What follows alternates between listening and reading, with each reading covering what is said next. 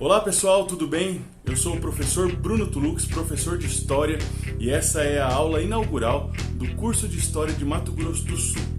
Esse curso foi feito para você que é vestibulando, para você que é concurseiro ou para você que quer conhecer a história de Mato Grosso do Sul. As aulas serão dispostas a partir de assuntos pré-determinados e organizadas cronologicamente, para que você possa ter uma compreensão mais complexa, mais panorâmica sobre o passado regional de Mato Grosso do Sul. Então, para não perder nenhuma aula, já recomendo que você se inscreva no canal, ative o sininho de notificações, esteja com papel e caneta na mão para fazer qualquer tipo de anotação e vamos lá! As dúvidas podem ser postadas nos comentários que eu respondo assim que puder. Então, vamos lá para a aula rumo à aprovação.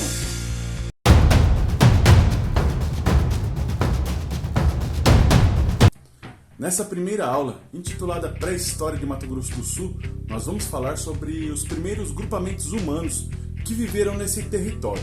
E é importante que você, estudante, perceba que a condicionante geográfica é fundamental para entender o tipo de ocupação pretendida por esses homens pré-históricos. Pensando no atual território de Mato Grosso do Sul, nós podemos dividir essa região em três grandes cenários. O primeiro deles é o Planalto do Rio Paraná, que é banhada pelos afluentes da margem direita do Rio Paraná e que vão aproximadamente do meio do estado em direção ao leste, na sua tela em direção à sua direita. Depois nós temos o ambiente da planície, que é onde está o Pantanal, que vai aproximadamente do meio do estado em direção ao oeste e na sua tela está na porção esquerda do mapa. Já a região central, que é o topo da Serra de Maracaju, nós vamos compreender essa região como uma região de transição, que ora vai ser ocupada por povos que estavam na região leste, ora na região oeste, mas que vai ser sim uma grande zona de convergência das ocupações pretéritas de humanos. A essa região daremos o nome de Planalto Maracaju-Campo Grande. E essa região se estende desde o sul do estado, na convergência entre o Paraguai e o Paraná, até a região onde está localizado aproximadamente o município de Coxim, que eu deixei destacada nesse mapa também. Vamos lembrar aqui que esses primeiros grupamentos humanos devem ser compreendidos como povos caçadores-coletores, ou seja, grupos nômades que estavam perambulando pelo ambiente e procurando as melhores opções de predação, ou seja, a caça de pequenos animais, a pesca, a coleta de frutos e raízes e que muitas vezes se abrigavam em ambientes rochosos, os chamados homens das cavernas. E esses grupamentos de caçadores-coletores produziram diversos vestígios que nós podemos perceber hoje através da pesquisa arqueológica, como ferramentas de pedras, como pontas de projétil, ponta de lança, raspadores, instrumentos para trabalhar a madeira, o couro, tirar restos de alimentos de cascas de árvores, de ossos de animais, o que é chamado indústria lítica. Registros e impressões desses grupamentos humanos sobre o ambiente em que viviam, que foram materializados através das pinturas rupestres, dos grafismos, presentes em todas as regiões do estado e que nos dão uma dinâmica de como esses homens percebiam o ambiente. E também através dos vestígios da ocupação, materializados por fogueiras pré-históricas. A escavação arqueológica compreende uma dinâmica de técnicas incrível e que permite localizar esses restos de assentamentos, esses vestígios de assentamentos humanos e datar essas fogueiras, o que é o ponto-chave para compreender a existência desses povos nessa região. Então essa cultura material vai ser todo o vestígio que durou desde essa ocupação até o presente e que nos permite compreender como se deu a dinâmica e a relação entre os primeiros grupamentos humanos e o ambiente. E a título de curiosidade, os primeiros cronistas que passaram por essa região, lá no período colonial da nossa história, já relatavam a presença desses vestígios materiais que comprovavam existências pretéritas de humanos nessa região. Porém, lá no século XVI ainda faltava muita informação para que esses dados fossem relacionados a ocupações realmente mais antigas do que os índios que esses primeiros cronistas encontraram na região. Já no século XX, Marechal Rondon e Lévi-Strauss perceberam que esses vestígios eram cada vez mais frequentes de acordo com as buscas e as investigações que esses pesquisadores faziam no ambiente. Mas a pesquisa arqueológica no Mato Grosso do Sul só vai ter o primeiro impacto lá na década de 1970, e mais especificamente em 1975, quando o professor Pedro Inácio Schmitz, da Unicinos, promove a primeira grande escavação arqueológica no atual território do Mato Grosso do Sul, especialmente na região nordeste do estado, na bacia do rio Sucuriú, onde coincidentemente está o sítio arqueológico mais antigo do nosso estado. Esse marco temporal celebrado pela comunidade científica de Mato Grosso do Sul chegou à data limite de 12 mil anos antes do presente. Então vejam bem, eu estou falando de um sítio arqueológico que existe há pelo menos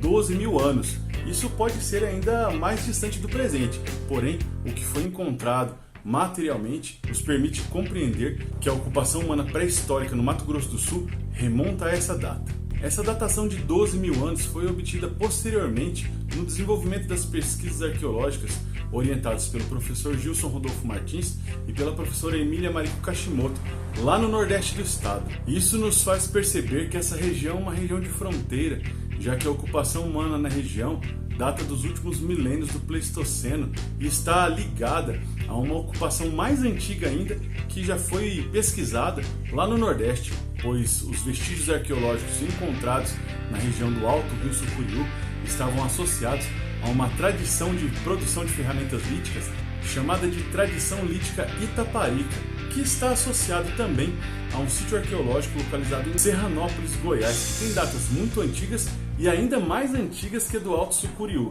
o que se entende que então esse homem pré-histórico estava no Brasil Central e vinha migrando para outras regiões, passando anteriormente por Goiás para chegar até o Mato Grosso do Sul e se estabelecer aqui por volta de 12 mil anos antes do presente.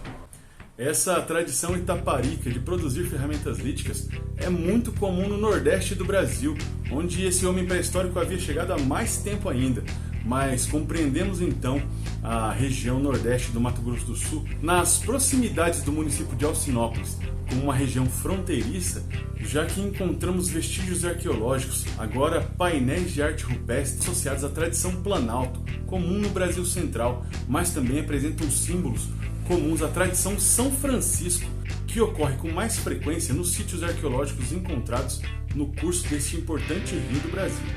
E essa concepção de fronteira fica ainda mais evidente quando em outros sítios arqueológicos localizados no Mato Grosso do Sul encontramos ocupações pré-históricas que datam do Holoceno e que promovem uma compreensão ainda mais dinâmica, já que as ferramentas líticas encontradas nesses sítios estão associadas às tradições líticas Umbu e Humaitá, técnicas de produção de ferramentas que são mais comuns nos estados do sul do Brasil e no Uruguai. E essas peças de tradição Umbu e Humaitá apresentam datações de cerca de 8 mil anos antes do presente. Esse fato é importantíssimo para compreender a dinâmica do território de Mato Grosso do Sul como uma zona de convergência de diversas tradições pré-históricas. Isso sem pensar no Pantanal, que também apresenta características próprias. O sítio arqueológico pré-histórico mais antigo da região está localizado entre os municípios de Corumbá e Ladário e é datado de cerca de 8 mil anos antes do presente. E pensando no Pantanal e na diversidade de flora e fauna da região, nós pensamos que a permanência do homem pré-histórico nessa região seria muito fácil, mas muito pelo contrário. Há cerca de 8.500 e 6.500 anos antes do presente, a região do Pantanal passou por um processo de elevação de temperatura, o que deixou o ambiente mais seco e com uma característica muito mais próxima da caatinga nordestina do que o que nós conhecemos hoje. E esses processos climáticos são fundamentais para entender a dinâmica da ocupação na região, já que mudava a oferta de alimentos e esses homens pré-históricos deveriam buscar outras opções para buscar seus alimentos. Já entre 6.000 e 4.000 anos antes do presente, há um contínuo aumento da temperatura e também um aumento da pluviosidade. O Pantanal é uma planície que alaga facilmente e esse aumento de pluviosidade fez com que a fixação do homem nessa região se tornasse ainda mais difícil. E a esse evento, os arqueólogos chamam de ótimum climático, já que é um aumento das condições para a sobrevivência da fauna, da flora, mas que para o homem ainda vai ser impactante. Há cerca de 3.000 anos, a temperatura fica estável, a pluviosidade fica estável, num clima muito parecido com o que nós temos hoje, o que facilita a ocupação pré-histórica do homem na região do Pantanal. E a partir de 3.000 anos antes do presente, percebe-se que a ocupação humana pré-histórica no Pantanal vai ser feita por povos pré-ceramistas, e são assim chamados de pré-ceramistas para que não se confunda esse homem pré-histórico com as sociedades indígenas que aqui se assentaram e que se tornaram muito conhecidas nessa região. Esse vai ser assunto de uma outra aula aqui no nosso curso de História de Mato Grosso do Sul. E os vestígios arqueológicos no Pantanal encontram-se geralmente em áreas não alagáveis, ou seja, nas regiões mais altas é possível visualizar importantes registros rupestres, como também, espalhados pelo Pantanal, existem os capões de mata ou os aterros, como são conhecidos na região. São elevações no solo que promovem uma compreensão de que estão ali depósitos feitos pelo homem pré-histórico, com ferramentas, restos alimentares, muito parecido com o sambaqui encontrado no litoral, mas que guarda uma característica própria do Pantanal. E há aproximadamente 2.200 anos antes do presente, percebe-se também uma mudança na forma como esses homens pré-históricos estavam se organizando no ambiente. Isso porque os vestígios arqueológicos já permitem compreender que essas ocupações se tratavam de grupos humanos ceramistas e agricultores, o que provavelmente deu origem aos índios que estavam localizados nessa região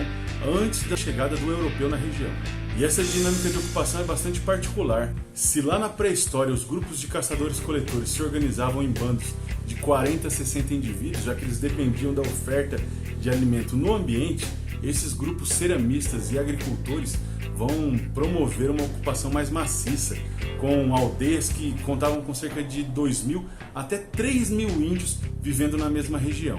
Isso é fenomenal, já que o fato de produzirem seu próprio alimento permite que essa ocupação seja feita por grupos cada vez maiores. E essa dinâmica de produção de alimento, produção de cerâmica, que é uma outra técnica de fabricação de utensílios, vai ser sentida tanto no Pantanal quanto também na bacia do Rio Paraná. E o outro cenário possível para a ocupação pré-histórica no Mato Grosso do Sul é justamente o topo da Serra de Maracaju, que nós chamamos de Planalto Maracaju-Campo Grande, que é muito diferente dos dois cenários anteriores, já que ele se caracteriza por superfícies mais planas, por uma cobertura florestal mais densa e por não contar com rios tão caudalosos quanto da Bacia do Paraná e da Bacia do Paraguai, já que essa região é um divisor natural das bacias do Rio Paraná e do Paraguai. Então os cursos d'água serão menores e com um menor fluxo de água, o que nos permite compreender que esses homens pré-históricos contavam com uma disponibilidade de recursos talvez um pouco menor, já que eles dependiam exclusivamente da oferta de água e de alimentos, mas que eles se assentaram nessa região em datações também bastante antigas. A produção material desses grupos que se fixaram no Planalto Maracaju-Campo Grande é de uma indústria lítica com base no arenito silicificado, que é a matéria-prima mais comum na Serra de Maracaju, mas também contavam com diversos materiais rochosos de seixos rolados que encontravam nas corredeiras dos pequenos rios da região. Como eu disse antes, o ambiente pré-histórico da Serra de Maracaju-Campo Grande se estende da confluência entre o Paraguai e o Paraná, do sul do estado e vai rumando para o norte até chegar aproximadamente ao município de Coxim. E as ocupações humanas estavam caracterizadas tanto por sítios a céu aberto, acampamentos que não contavam com nenhum tipo de cobertura, como também esses homens pré-históricos se abrigavam nas fendas de rochas, nas cavernas, o que nos dá também uma possibilidade de compreender a sua dinâmica com o meio ambiente através da produção deixada na arte rupestre, nas impressões que esses humanos pré-históricos tinham do ambiente e que se materializam por toda essa região. Outro dado relacionado à ocupação pré-histórica no Planalto Maracaju-Campo Grande é que a tradição lítica mais frequente é a tradição umbu e também o Humaitá, comum lá no sul do Brasil, como disse anteriormente. E os sítios arqueológicos encontrados nessa região datam de cerca de 7.000 anos antes do presente. Inclusive, nós temos um sítio arqueológico que está localizado lá no Parque das Nações Indígenas, um parque urbano dentro da cidade de Campo Grande, que se encontra entre o Museu de Arte Contemporânea e a Concha Acústica. A ocupação pré-histórica de Mato Grosso do Sul, então, tem como data limite 12.000 anos antes do presente e vai, evidentemente, até a chegada dos primeiros europeus nessa região. E é importante você perceber que nesse momento de chegada dos europeus nessa região, o que nós encontramos aqui são os grupos indígenas que já habitavam essa região. E é um assunto de uma outra aula, mas que é importante você perceber que é uma continuidade nesse processo de apropriação territorial e distribuição territorial, já que a geografia vai ser fundamental para compreender as características desses povos que estavam fixados no território. Nossa aula inaugural do curso de História de Mato Grosso do Sul vai ficando por aqui. Eu espero que você tenha gostado. E se esse conteúdo foi importante para você, deixe seu like, deixe seu comentário, compartilhe com amigos, com estudantes e não perca as próximas aulas do curso de História de Mato Grosso do Sul. Eu espero que esse conteúdo tenha te ajudado, eu espero que você consiga alcançar os seus objetivos e eu espero, acima de tudo, que você tenha uma compreensão da importância do estudo da história regional para a compreensão da história do Brasil ou da América ou da sua própria história, que é por isso que nós estamos aqui. Então, se você ficou até o final, muito obrigado, eu aguardo você nas próximas aulas. É isso aí, gente. Valeu, até mais. Tchau, tchau.